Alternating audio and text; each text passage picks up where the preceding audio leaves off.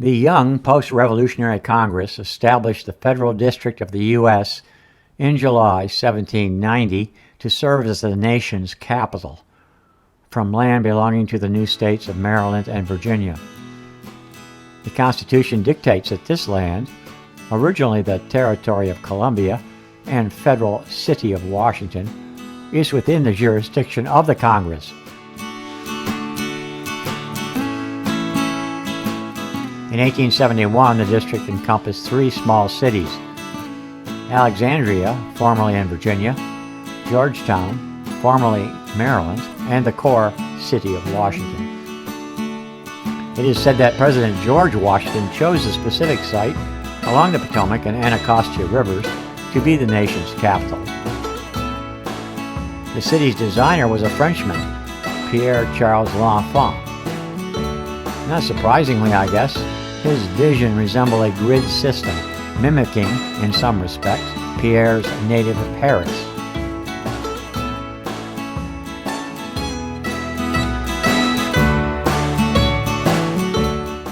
Of interest, in 1847, the portion of the city that had originally belonged to Virginia was retroceded after the voters of Alexandria elected to leave D.C.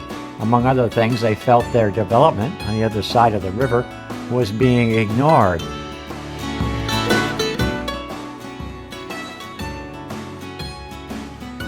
Slaves owned in Washington were emancipated in 1862, even before the Emancipation Proclamation of Abraham Lincoln. Freed slaves flocked to the still small city that then expanded into a substantial African American population today. During the Civil War, a substantial army was set up just to protect the capital, and the federal government grew around this military administration.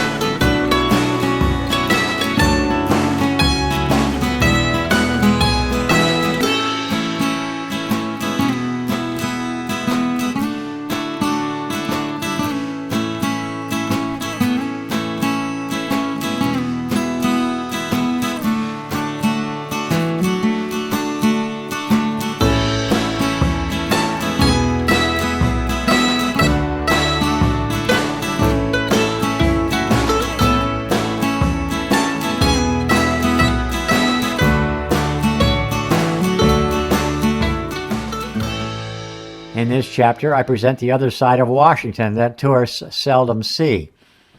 It is beauty and frustration, law and order, world history and domestic housekeeping that never are entirely reconciled to the satisfaction of all U.S. citizens. The city's monuments tilt heavily to military achievements and pseudo-achievements, but there are also the emblems of peace and heroism, the cherry blossoms invasion every springtime, and the mall lined with museums to preserve the best of American contributions to the global history.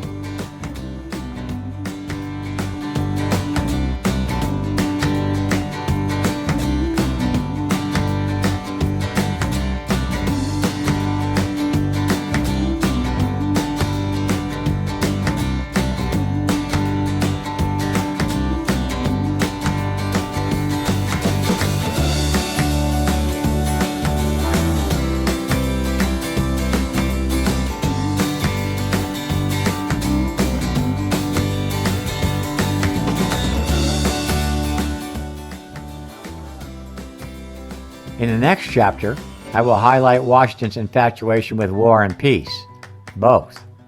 In this one, we gaze on the chants of the disenchanted, often gathering under the shadow of the great and imposing Washington Monument. It was on December 6, 1884, in Washington, D.C., that workers placed a 9-inch aluminum pyramid called a Laus Deo, or Praise to God, atop a tower of white marble in the core mall of the capital of the U.S. Later, on Saturday, February 21, 1885, the monument was formally dedicated by order of the Congress.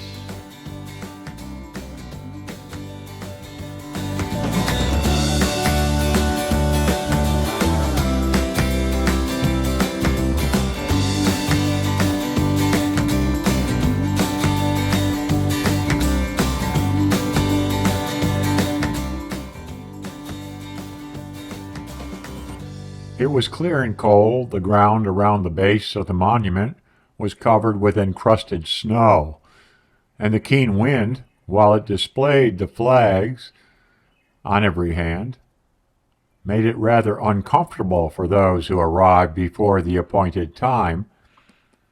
The regular troops and the citizen soldiery were massed in close column around the base of the monument. The Freemasons occupied their allotted position, and in the pavilion which had been erected were the invited guests, the diplomatic corps, eminent divines, jurists, scientists, and journalists, venerable citizens representing former generations, the Washington National Monument Society, and a few ladies who had braved the Arctic weather. The Marine Band, stationed in front of the pavilion, enlivened the scene by the performance of admirable music. Senator Sherman, precisely at 11 o'clock a.m., advanced to the front of the pavilion and commenced the dedicatory exercises.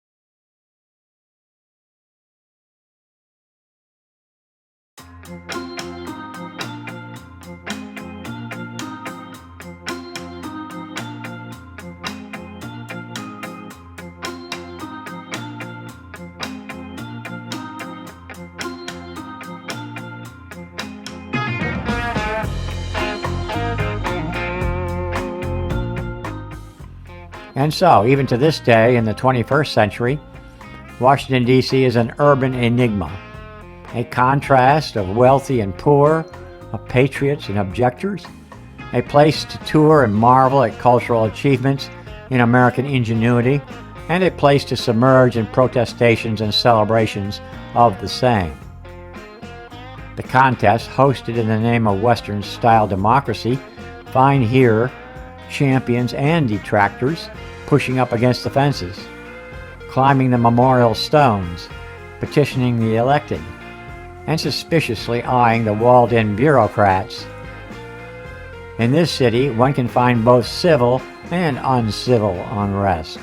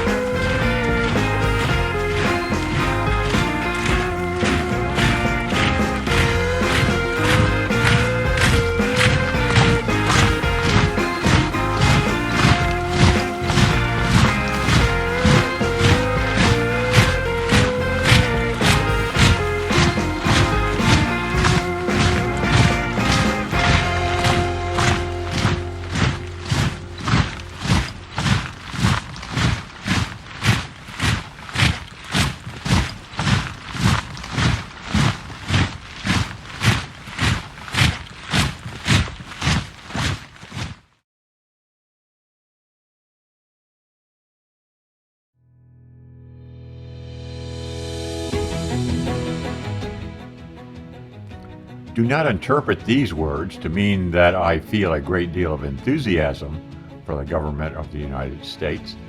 I think it is very good for Americans, yet every day I become increasingly aware of the impossibility of establishing their political institutions in France. I am making many observations about this, and someday you will read about them in our great work. For now, however, there can be no doubt that the government that has been established in North America is quite conducive to the country's prosperity and to the well-being of its inhabitants. When this same territory is home to 40 million more people, when the various resources that enable people to make their fortunes have been depleted, when the moral energy that exists in all men, and which in America is now expended in commerce and industry, is no longer ruled by circumstances to the same degree, which will inevitably occur as status differences narrow, and finally, when that energy, ceasing to be industrial, turns intellectual and focuses on political interests, when all these things have come to pass, I wonder if political disputes won't then erupt among the parties and their divisions, etc. and I have no idea what this would mean for the government in which the central power is so feeble. Quoted from a letter from Gustave de Beaumont to sister in France, 1831. Quoted from a book, Alexis de Tocqueville and Gustave de Beaumont in America, Their Friendship and Their Travels, University of Virginia Press, pages 73 to 74.